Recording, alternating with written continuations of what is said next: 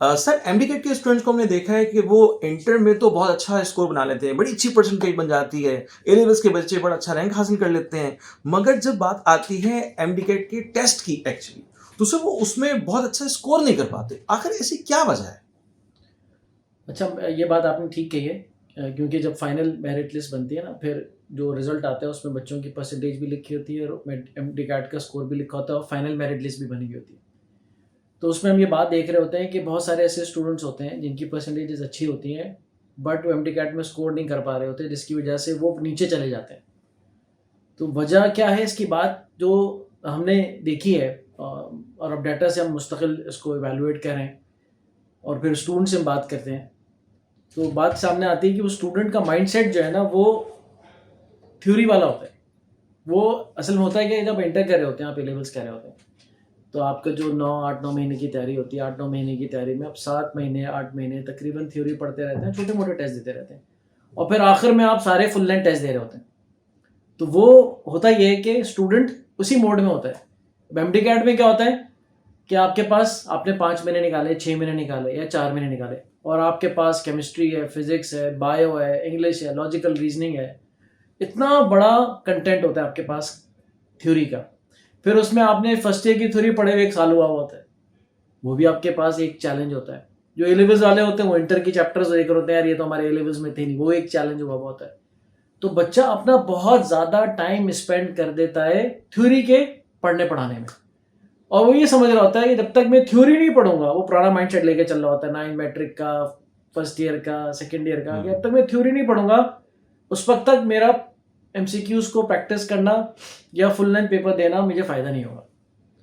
तो बात यह है कि भाई ये धोखा है और ये बहुत बड़ा मसला है जो स्टूडेंट्स इसको समझ नहीं पा रहे होते। तो आपने करना क्या है? सबसे पहली बात तो ये कि अगर आपने सीरियस हैं तो आपने अपने आप को अगले 3 महीने वक्फ कर देना है, ठीक है? और सही है, इसमें 2-3 तरह के स्टूडेंट होंगे। कुछ वो हैं जिनकी थ्योरी बहुत अच्छी है, एकेडमिक से स्ट्रांग है, वो तो प्रैक्टिस बोर्ड पे चले गए होंगे, जा रहे होंगे। और इसमें कुछ बच्चे ऐसे होंगे जिनकी थ्योरी कुछ रहती है, ये वो समझते हैं कि थ्योरी का रिवीजन करना है। तो मैं उनसे ये कहूँगा कि भाई आप अपने टाइम को डिवाइड करें 2 हिस्सों में। 2 हिस्सों में डिवाइड करना है। आधा हिस्सा आपने रखना है थ्योरी के लिए, बुक रीडिंग के लिए, की पॉइंट्स के लिए, वो सारी बुक मार्किंग सब कुछ उसके लिए, जिसमें आप एमसीक्यूज की प्रैक्टिस नहीं करें। और आधा टाइम रखना आपने एमसीक्यूज की प्रैक्टिस का। आपके पास केमिस्ट्री है, फिजिक्स है, और इस दफ़ा तो बायो बहुत बड़ी है, इंग्लिश भी और लॉजिकल रीजनिंग भी है। चलो इंग्लिश लॉजिकल रीजनिंग आप आखिरी 1-2 महीने के लिए आप रख लें, ठीक है? कर लें, करते रहें, मगर उसको ऊपर जो फुल जैसे आपने लगना है ना, उसके लिए आप आखिर उसमें आप रख लें। अब आपने रख ली 6 घंटे प्रैक्टिस एमसीक्यूज के लिए। अब एमसीक्यूज की प्रैक्टिस करने को भी समझना है। बाज़ औक़ात लोग टेस्ट को अटेम्प्ट करने को ही सिर्फ समझने लगते हैं, नहीं। आपने टेस्ट अटेम्प्ट किए, फॉर एग्जांपल आपने 2 घंटे रखे केमिस्ट्री के, 2 घंटे की केमिस्ट्री के टेस्ट में आपने 60 मिनट प्रैक्टिस की।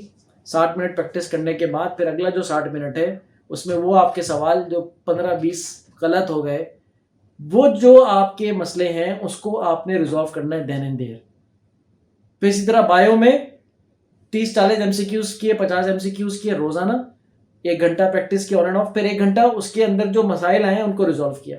फिर इसी तरह फिजिक्स में जो मसाइल आए प्रैक्टिस करने के बाद उसको रिजॉल्व किया। राइट। तो ये आपका एक निज़ाम बनाना पड़ेगा जिसमें आपको रोजाना केमिस्ट्री, फिजिक्स, बायो के एमसीक्यूज की प्रैक्टिस करनी है। हम पीछे टॉपर्स को देखते हैं, टॉप परफॉर्मर को देखते हैं, तो उनके अंदर एक खास बात क्या है कि वो फुल लेंथ पेपर बहुत सारे सॉल्व करते हैं। जी, बिल्कुल सही कहा। एक एक 2-2 दफा करते हैं। अब हमारे पास 30 के करीब फुल लेंथ पेपर्स हैं, ठीक है? अब एक फुल लेंथ पेपर को करने में आपको अच्छा खासा टाइम लग जाता है, फिर उसमें से सवालों को देखने का टाइम लग जाता है। तो आखिर के 1.5 महीना तो आप रखें रोजाना एक full length paper, 2 full length paper करने और उसमें से मसलों को ठीक करना है। तो जैसे एक स्विमर होता है ना, स्विमिंग की थ्योरी पढ़ता है, तो मगर असल क्या है? स्विमिंग करना।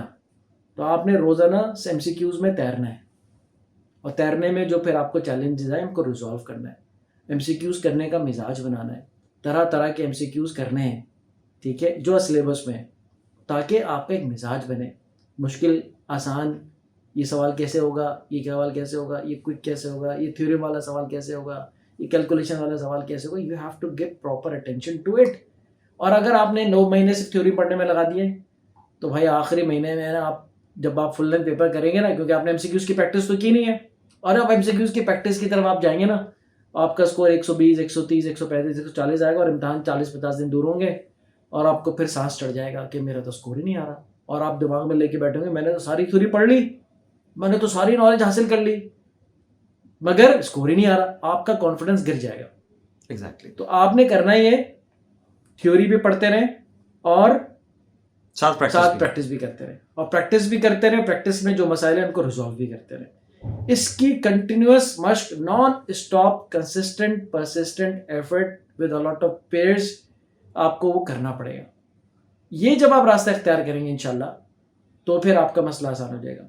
तो आपके पास रिसोर्सेज हैं, आपके पास कंटेंट है, इसलिए हमने हर सवाल का वीडियो सोल्यूशन हमने डाला हुआ है। जी, मैंने देखा था जो आपके ऊपर, ठीक है, हर एक क्वेश्चन का सेपरेटली वीडियो सोल्यूशन है। तो आपने उससे फ़ायदा उठाना है। आपको ना किसी दोस्त से व्हाट्सएप करना है, ना किसी एआई से पूछना है, ना आपने किसी को कुछ करना है। आपके पास वो तजुर्बेकार टीचर्स का वीडियो सोल्यूशन मौजूद है, उससे आपने दैनिक करना है। और हमने सवालों की छाटी पहले भी की थी, पिछले साल पूरे साल हमने काम किया, और अभी सिलेबस चेंज हुआ है तो सवालों की और छाटी हो रही है।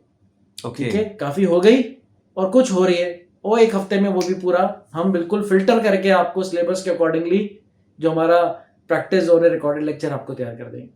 तो मेरी रिक्वेस्ट ये है कि इसको समझें, एमडीकैट की तैयारी किसे कहते हैं, इसको बराए मेहरबानी समझें, इसकी अंडरस्टैंडिंग डेवलप करें, धोखे में ना आए, धोखे में ना आए।